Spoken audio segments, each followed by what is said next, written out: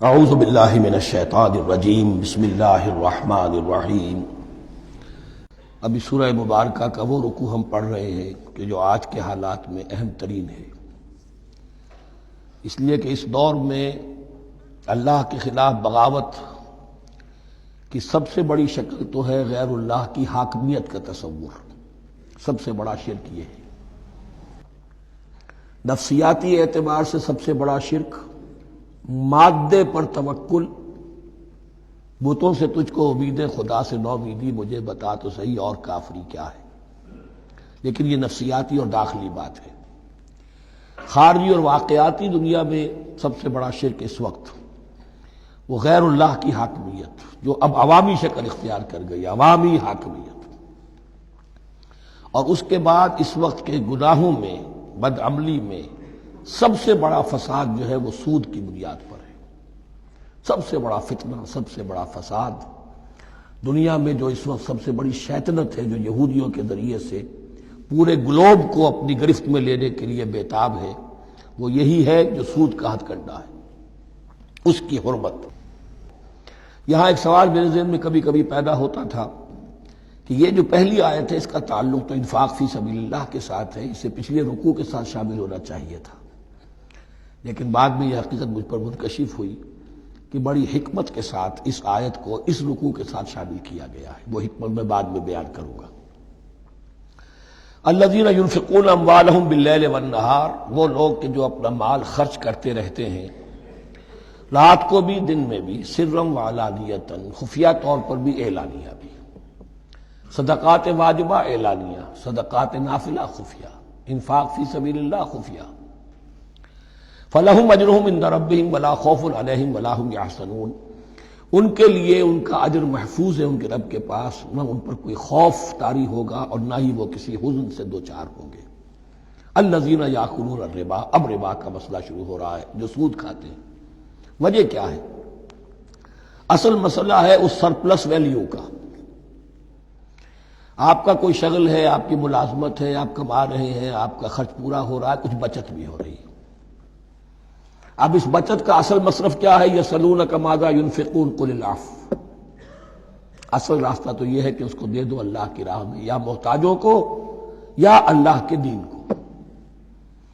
لیکن اب جو سود خورانہ ذہنیت ہے وہ یہ کہ اس بچت کو بھی مزید کمائی کا ذریعہ بناؤ، یہ سود خورانہ ذہنیت ہے۔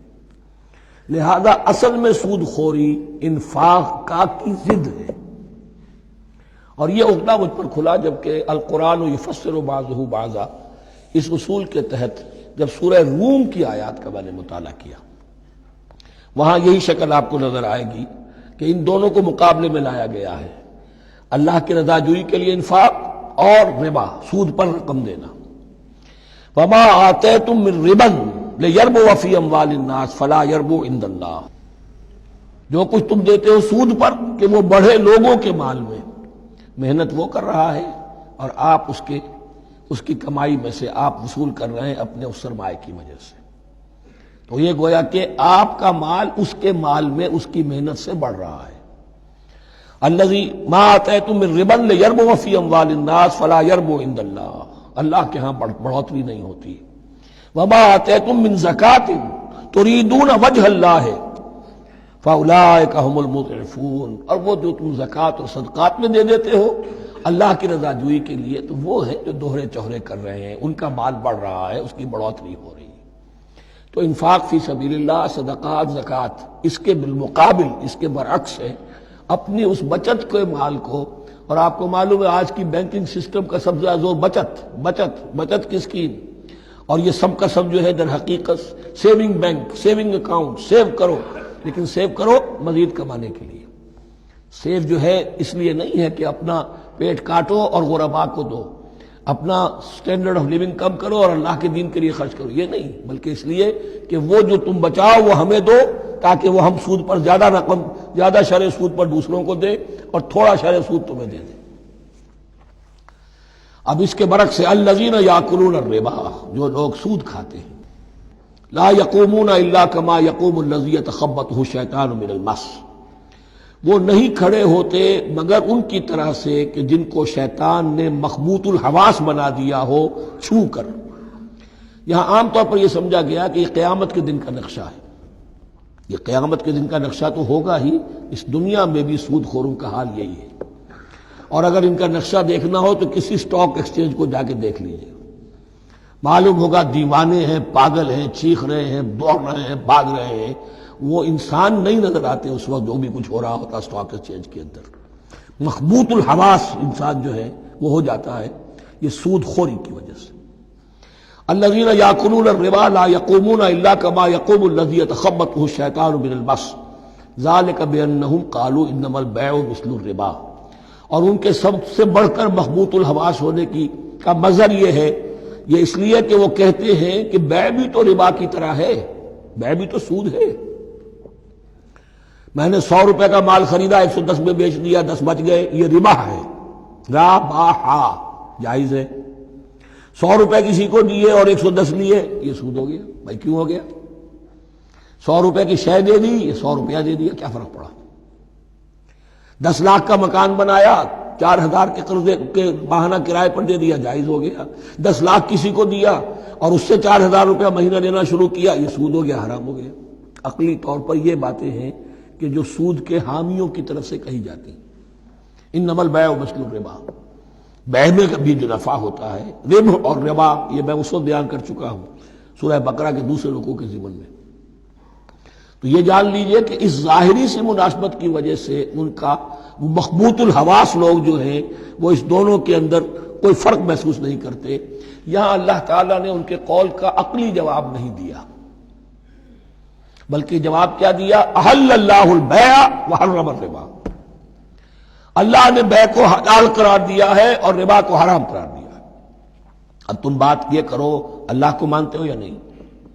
رسول کو مانتے ہو یا نہیں؟ قرآن کو مانتے ہو کہ نہیں؟ یا اپنی عقل کو مانتے ہو؟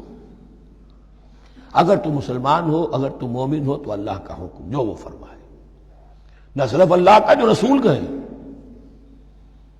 ما آتاکم الرسول فخذوہ وما نہاکم عنہ فانتہوا، جو کچھ رسول تمہیں دے لے لو، اور جس چیز سے روک دے رک جاؤ۔ یہ تو شریعت کا معاملہ ہے۔ ویسے اس میں جو فرق واقع ہوتا ہے وہ یہ ہے کہ ایک ہے فلوئڈ منی، فلوئڈ کیپٹل، ایک ہے فکسڈ کیپٹل۔ مکان 10 لاکھ کا ہے، لیکن مکان سے جو شخص رہ رہا فائدہ کیا اٹھائے گا؟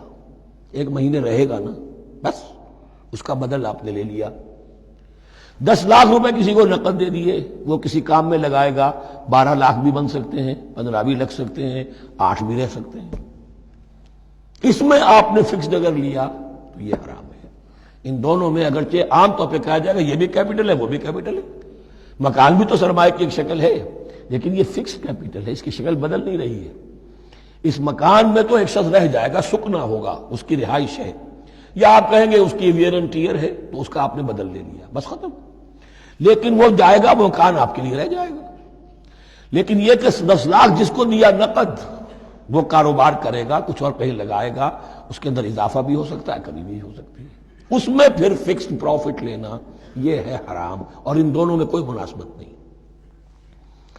لیکن اللہ تعالیٰ نے یہ جواب نہیں دیا، جواب دیا احل اللہ البیع وحرم الربا فمن جاءہ موعظۃ من ربہ فانتہی فلہ ما سلف۔ تو جس شخص کے پاس اس کے رب کی طرف سے یہ نصیحت پہنچ گئی اور وہ باز آ گیا، رک گیا، فلہ ما سلف، تو جو کچھ پہلے وہ لے چکا ہے وہ اس کا ہے، وہ اسے واپس نہیں لیا جائے گا، حساب کتاب نہیں کیا جائے گا کہ تم اتنا سود کھا چکے ہو واپس کرو۔